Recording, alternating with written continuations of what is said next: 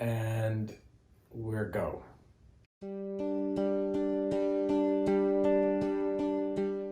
We were all planning a trip to Hawaii when you were 11 months old. We booked the trip, and this is the beginning of e-tickets, where we bought 4 tickets for us to travel.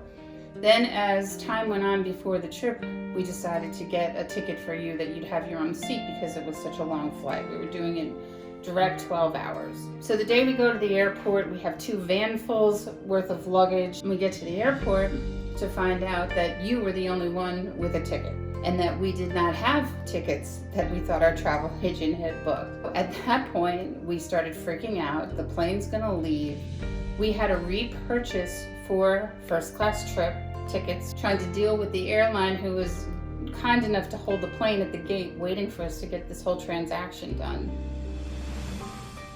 Once we got on the plane, and our blood pressure was probably up to here, having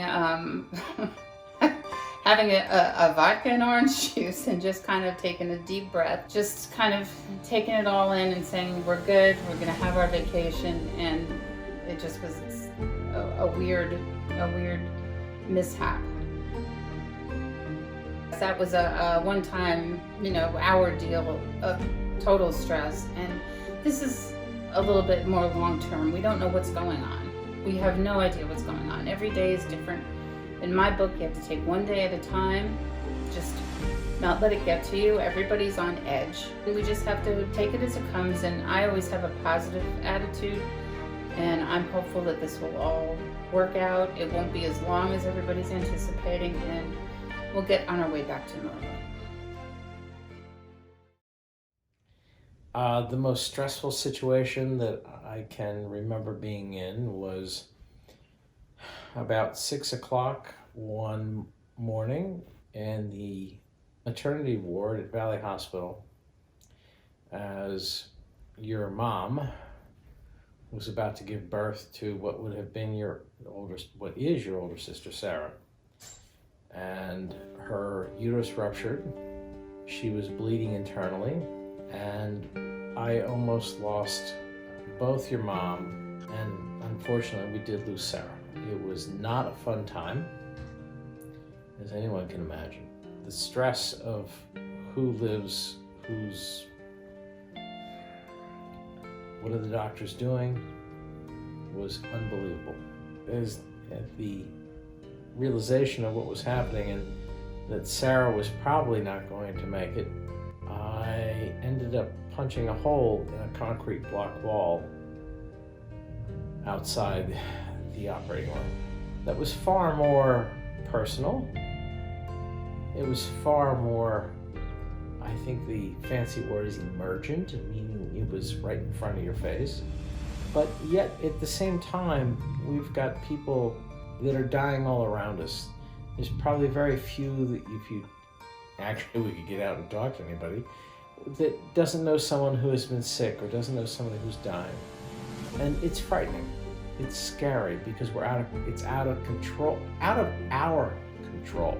Much the way Sarah's life and her passing at that time was out of my control, your mom's control, and unfortunately the doctor's control. In the beginning, which was about 2.5 weeks ago, when this was all becoming a reality at the office, a couple coworkers shared that they were totally stressed about it. We are a service company, so we are out working, and I'm fortunate enough to be home working, but a lot of people just uncertain about whether they're still going to have a job and how this is going to affect everybody. We were not, as a family, we're not super social people, and at work I don't have anybody that I'm interacting with because, again, everything's closed. I can hear things anecdotally, and yeah, people are stressed. How are they dealing with it? I got a text from one of my friends with celebrating her son, who's a fraternity brother at a school someplace, showing her how to make quarantinis.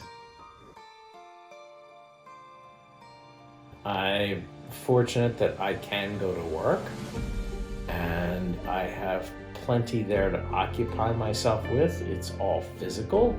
That helps a great deal. I would miss my gym, and I understand why we can't have the gym anymore right now. Trusting that somewhere in all this, God's got something going on that I just maybe going to be real to me, maybe not, but I trust that God's involved in some way. Well, being home is kind of nice, not having the interaction with people at the office, so that's helpful in just feeling safe and just being here with family. We started tonight going for a walk every night and just getting out and getting air and clearing your head and getting some exercise is just wonderful. And I don't know, I'm always on the positive side of things. The glass is always full, and so I'm hoping that everything will work out.